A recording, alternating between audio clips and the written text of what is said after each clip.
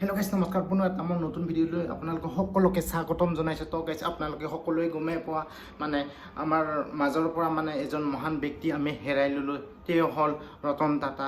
মানে ৰতন টাটাৰ মানে যিবিলাক ইণ্ডাষ্ট্ৰী মানে যিবিলাক অসমত আছে, তেওঁৰ আমাৰ অসমত কিবা আৰ্থিক অৱস্থাত কিবা প্ৰভাৱ পৰিব নেকি, আমাৰ কিবা আৰ্থিক সংকট হ'ম নেকি? যিখিনি মানে তাৰ ইণ্ডাষ্ট্ৰী মানে যিখিনি মানে টকা পইচা মানে ৰাইজৰ হকে মানে তেওঁ মানে সহায় কৰি আগুৱাই লৈ গৈছিল। গতিকে আমি তেওঁক কেতিয়াও পাহৰিব নোৱাৰোঁ। আমি তেওঁৰ বাসৰ গৃহত মানে কেনে মানে শ্ৰদ্ধাঞ্জলি কৰি আছে, আহক আমি ভিডিঅ'টো চাই লওঁ। एक युग का अंत, लेकिन उनकी विरासत अनंत। 9 अक्टूबर 2024 का दिन भारत के इतिहास में एक महत्वपूर्ण मोड़ के रूप में दर्ज किया जाएगा। बीते कल भारत ने अपने सबसे महान और सम्मानित उद्योगपति रतन टाटा को खो दिया। 86 वर्ष की आयु में उनका निधन हो गया है, लेकिन उनके द्वारा स्थापित मूल्यों, आदर्शों और उनके नेतृत्व की गूंज सदियों तक सुनाई देती रहेगी। रतन टाटा का नाम मात्र एक उद्योगपति के रूप में नहीं, बल्कि एक ऐसे दूरदर्शी नेता के रूप में अमर रहेगा जिन्होंने भारतीय उद्योग, समाज सेवा और नैतिक मूल्यों को नई ऊंचाइयों पर पहुंचाया। उनका प्रारंभिक जीवन और शिक्षा। रतन टाटा का जन्म 28 दिसंबर 1937 को मुंबई में हुआ। वह भारत के प्रसिद्ध टाटा परिवार से थे, जो देश के आर्थिक और औद्योगिक विकास में अग्रणी रहा है। रतन टाटा के पिता नवल टाटा और माता सोनू टाटा के मार्गदर्शन में उनका जीवन अनुशासन, नैतिकता और सादगी से भरा रहा। उनका प्रारंभिक जीवन उन मूल्यों पर आधारित था जिन्हें बाद में उन्होंने अपने व्यावसायिक और परोपकारी कार्यों में भी अपनाया।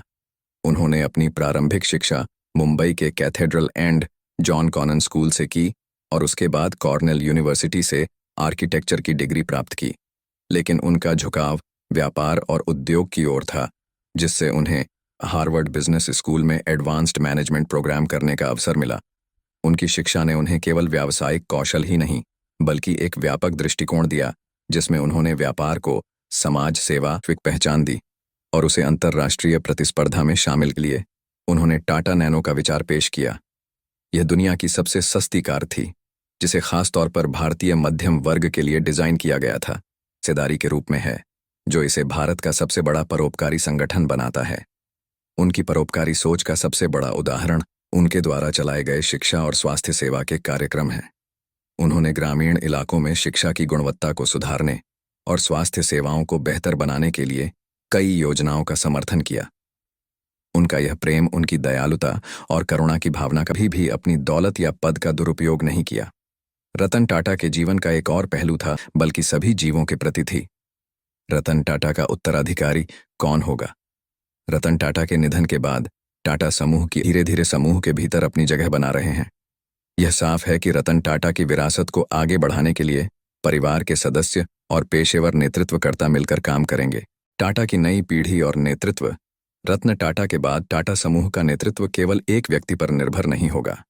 एन चंद्रशेखरन पहले से ही समूह का नेतृत्व कर रहे हैं और उन्होंने टाटा समूह को सफलतापूर्वक आगे बढ़ाया है। इसके अलावा नोएल टाटा के बच्चे लिया, माया और नेविल भी टाटा समूह के भविष्य के संभावित नेता हो सकते हैं।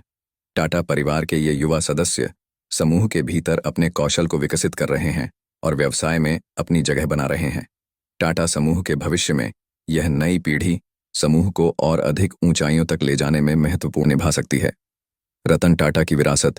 प्रधानमंत्री नरेंद्र मोदी और देश विदेश के प्रमुख नेताओं ने उनके योगदान की सराहना की और उन्हें श्रद्धांजलि दी। আজি কিছু বছৰ পূৰ্বে ৰতন টাটা অসমলৈ আহিছিল। ডিব্ৰুগড়ত কেঞ্চাৰ কেয়াৰৰ এক অনুষ্ঠানত অংশগ্ৰহণ কৰিছিল ৰতন টাটাই।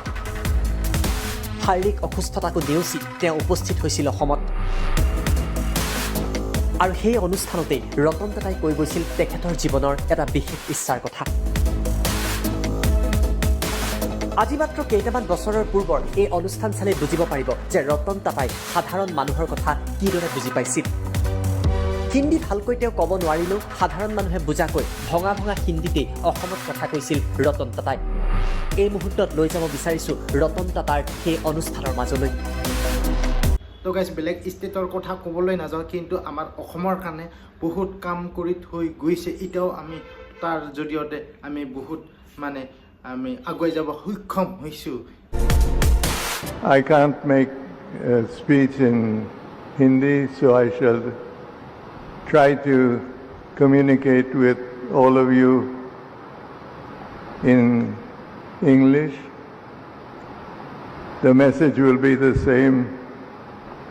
It will be from my heart. ৰতন টাটাই অসমক উপহাৰ দিলে 7খনকৈ কেঞ্চাৰ হাস্পতাল। Cancer, which is not a rich man's disease,